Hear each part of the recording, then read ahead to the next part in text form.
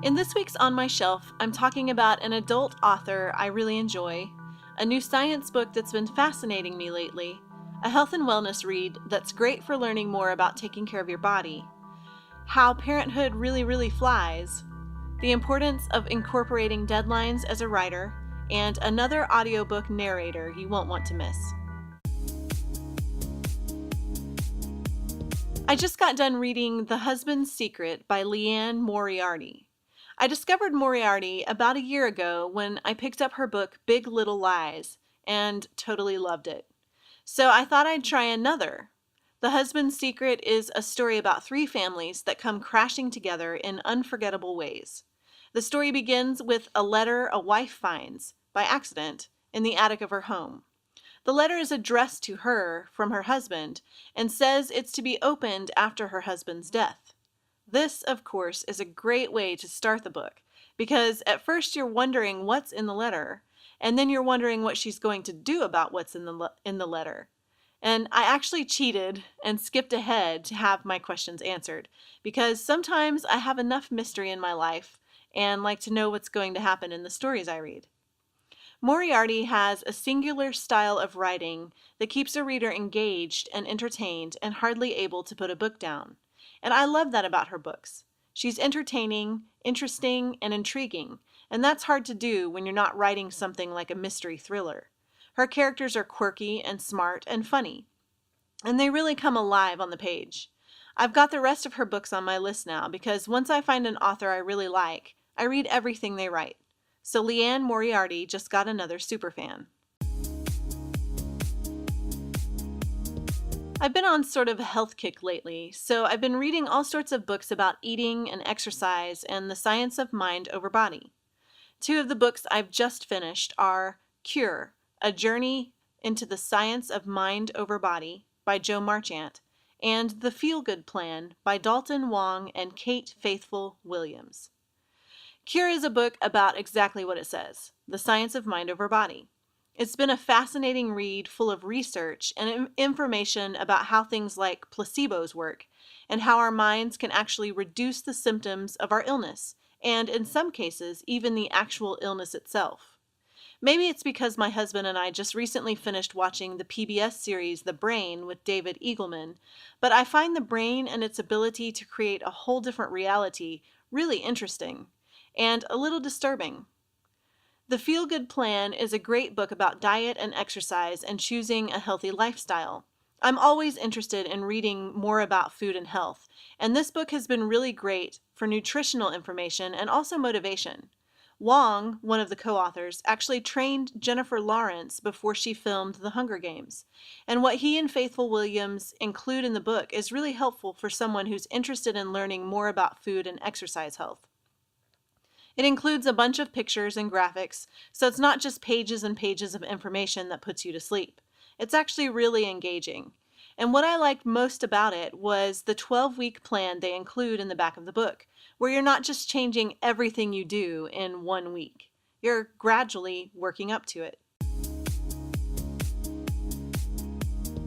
My second son just turned 7, which is really hard to believe.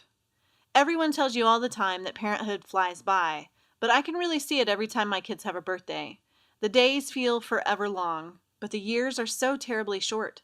My boys are on their way to becoming young men, and there's a sadness to that, but there's also an incredible sense of pride. This is the story of parenthood. I want to make sure I'm available and present for them every moment I can. While it's important for them to see me work and be my own person and help take care of the home, it's also important for me to say with my time, "Your heart is really important to me. I value my connection with you. So let's be together for a while and just be."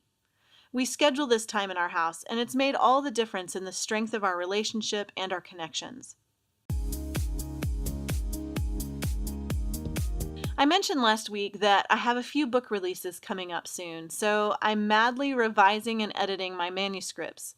One of my series, Family on Purpose, which is a spiritual nonfiction project, will release May 4th, and it's not as difficult to get this one right, because it's just a collection of diary entries that details my family's intentional living journey. For a year, we lived out our family values, and I wrote in journals about our progress. But the other series, Ferndale, which releases June 1st, is the one that's starting to make my eyes cross a little. I've realized in the revising and editing of this series that I am even more of a perfectionist than I ever thought. It's so hard to let works go out into the world. It's hard not to keep looking at the manuscripts and thinking that this could surely be better, that version 2 or 3 or 5 could be much better. Of course, a manuscript could always be better. I'm always growing as a writer and honing my skills. But at some point, I have to release my work out into the world. I have to give it to my readers. I have to send it on its way so it can live in the hearts of others. That means that at some point, my work has to be good enough. This is one of the reasons why working with deadlines is great when you're a writer. A deadline is a finish date. It says, you cannot look over this manuscript one more time. You must let it go. So I've got my deadline circled on my calendar, and this week I'm going to be finished. Or maybe next week. Or the week after that, because, I'm sure I can make it better if I read through it one more time. In the mornings when I'm fixing breakfast for my boys, I tend to be the only one up. So, because I'm sort of afraid to be in a room alone when it's still dark outside, I usually turn on a narrated story to keep me company. Lately, that story has been Alice's Adventures in Wonderland by Lewis Carroll. The audiobook for this classic is read by Jim Dale, who is the narrator of Harry Potter and also Peter Pan. He's a fantastic narrator and makes classic stories really engaging. Last year, my boys and I listened to his narrated version of Peter Pan, and they kept asking for it over and over and over again. It's one of their favorites. I'm looking forward to showing them Alice's Adventures in Wonderland, and I'm hoping that he reads some other children's classics, because kids love classics when they're engaging, and Jim Dale is definitely an engaging voice. For more about me or my books, sign up for my email newsletter, where I share an inside look at life and projects I'm working on and the current novel of the year.